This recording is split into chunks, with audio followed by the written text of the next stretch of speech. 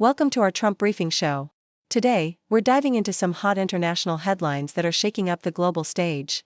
First up, Iran and the US just finished their fourth round of nuclear negotiations in Oman. The talks were a mix of direct and indirect discussions, with some progress but no final agreement yet. Tensions are high, especially with Iran insisting on uranium enrichment rights and the US pushing for dismantling nuclear sites. All this is happening as President Trump prepares for his Middle East trip, amid protests and regional conflicts. Next, in South Asia, India claims to have struck back hard inside Pakistani-controlled Kashmir, reportedly killing over 100 militants, including key leaders. The clashes followed a deadly attack blamed on Pakistan, leading to a brief ceasefire but ongoing skirmishes. Both nations are hoping for peace, but the Kashmir dispute continues to simmer, threatening regional stability. Officials from India, Pakistan, and the US are all watching closely, hoping diplomacy can prevail. Finally, President Trump might soon be flying in style, literally. He's reportedly set to receive a Boeing 747-8 jumbo jet from Qatar's royal family, which could be converted into a new presidential aircraft. This trip also marks his first extended foreign visit of his second term, with stops planned in Saudi Arabia and the UAE. Meanwhile, Gulf Arab nations are eager to strengthen ties with Trump, seeking security deals, economic investments, and diplomatic influence. Stay tuned for more updates, and please continue to watch for the full stories. The Toronto Star vividly reports on the ongoing diplomatic dance between Iran and the United States over Tehran's nuclear ambitions, highlighting a tense yet seemingly productive fourth round of negotiations in Muscat, Oman. The talks, characterized by a mix of direct and indirect exchanges, reflect Iran's steadfast stance on maintaining its uranium enrichment capabilities, which it regards as a core part of its sovereignty and security. Despite the complex web of internal political pressures and external threats, ranging from President Trump's aggressive rhetoric to Israel's ominous threats to strike Iran's nuclear sites, the negotiations symbolize a fragile hope for a diplomatic solution. The atmosphere is tinged with urgency, as Iran's enriched uranium stockpile approaches weapons-grade levels, and the shadow of past attacks and internal unrest looms large, complicating the path toward an agreement that could ease decades of hostility and sanctions. In a gripping account from the Associated Press, the escalating conflict between India and Pakistan over Kashmir is vividly depicted, with India claiming to have struck over 100 militants in a surprise operation targeting key militant infrastructure, including Lashkar-e-Taiba sites. The narrative captures the chaos and uncertainty that ensued, with both nations exchanging fire and drones in a dangerous escalation that threatens regional stability. Despite a ceasefire brokered with US support, the fragile peace hangs in the balance amid ongoing skirmishes and mutual accusations. Ordinary residents recount the terror of shelling and the trauma of living under the shadow of conflict, while top military officials from both sides prepare for tense discussions. The story underscores the volatile nature of Kashmir, a region haunted by a history of wars, fierce rivalry, and mutual suspicion, that remains a tinderbox amid the recent surge in violence. ABC News vividly portrays President Donald Trump's impending trip to the Middle East, revealing a luxurious gift from Qatar, a Boeing 747-8 jumbo jet, that could be transformed into a new version of Air Force One. The narrative paints a picture of opulence and strategic maneuvering, as the president's family business has extensive interests in the region, including a luxury golf resort in Qatar.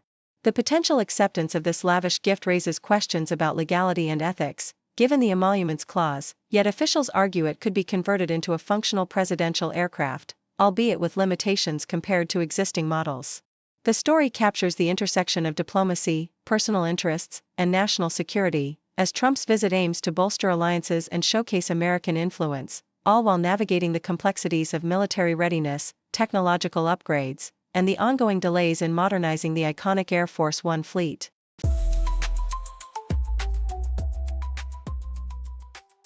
CNN reports that Donald Trump's upcoming visits to Saudi Arabia, Qatar, and the United Arab Emirates are driven by a strategic desire from these Gulf Arab nations to leverage their personal ties with the U.S. president for tangible gains. These states have collectively pledged trillions in investments and are positioning themselves as vital intermediaries in regional conflicts, from Gaza to Ukraine and Iran. Their primary goal is to secure a solidified security alliance, particularly with Saudi Arabia seeking a U.S. security guarantee and cooperation on nuclear development, despite tensions over uranium enrichment and oil prices. The UAE, with its ambitious $1.4 trillion AI and tech investment plan, aims to become a global leader in advanced technology, while Qatar maintains its vital military base and mediates regional conflicts to bolster its influence. Each nation's agenda reflects a calculated effort to maximize benefits from Washington, with expectations of significant deals and strategic agreements during Trump's visit, underscoring the transactional nature of their relationships. South China Morning Post details ongoing nuclear negotiations between Iran and the United States, just before Trump's Middle East trip. The talks in Oman, mediated by the host country, have been marked by difficulty and indirect communication, with Iran emphasizing its red line on uranium enrichment and the U.S. pushing for dismantlement of Iran's nuclear capabilities. These negotiations are crucial as they aim to revive the 2015 nuclear deal, which Trump abandoned, leading Iran to accelerate its uranium enrichment to near weapons-grade levels.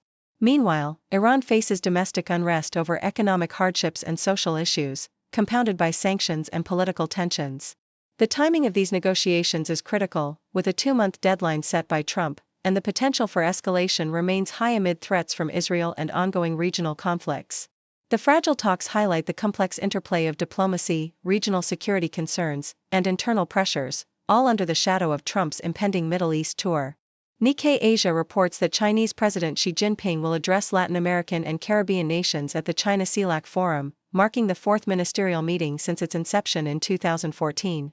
The gathering, attended by leaders including Brazil's Lula da Silva and Colombia's Gustavo Petro, aims to deepen trade relations and expand cooperation through initiatives like the Belt and Road. China's strategy involves reducing imports from the U.S., especially after Trump's tariffs, and increasing purchases of Latin American agricultural products and resources. Petro announced Colombia's participation in Belt and Road, signaling a shift towards closer ties with Beijing. This forum underscores China's push to strengthen its influence in the region, fostering economic growth and infrastructure development, while also countering U.S. economic and diplomatic influence in Latin America and the Caribbean. The summit highlights Beijing's broader geopolitical ambitions and its efforts to forge new alliances amidst shifting global power dynamics.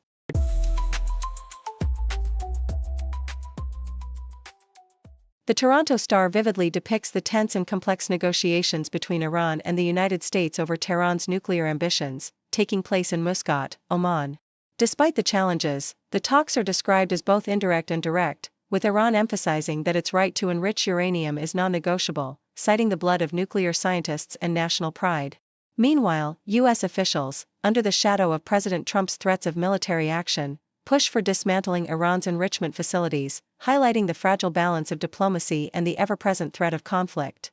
The negotiations unfold amidst internal pressures within Iran, economic sanctions, and regional tensions intensified by Israel's threats to strike Iran's nuclear sites, all set against a backdrop of a country still grappling with protests, currency devaluation, and a mysterious explosion at a southern port. CBC vividly captures the high-stakes diplomatic dance between the U.S. and China over tariffs, set against a backdrop of global economic uncertainty. President Trump's optimistic claims of a great progress and a potential total reset contrast sharply with China's firm rejection of any proposals undermining core principles, signaling a deepening diplomatic divide. The secretive nature of the talks in Geneva underscores the tension, with both sides wary of revealing too much while trying to stabilize markets and avoid escalation. The negotiations are portrayed as critical, with the potential to influence global trade and economic stability, yet the lack of transparency hints at underlying mistrust and unresolved issues that could shape the future of U.S.-China relations. Al Jazeera offers a compelling narrative of India's strategic miscalculations amid regional conflicts and international pressures.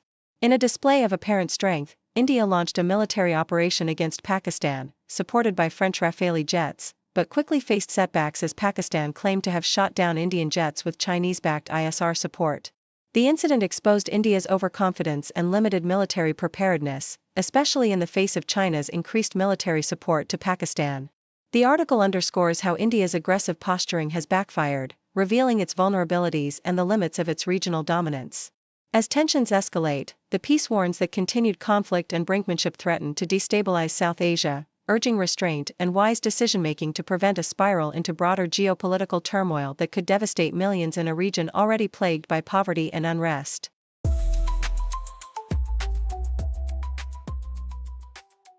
The South China Morning Post reports that top Chinese and U.S. trade officials are engaged in high-stakes negotiations in Geneva, aiming to ease the ongoing trade war that has severely disrupted global supply chains and raised fears of a prolonged economic downturn.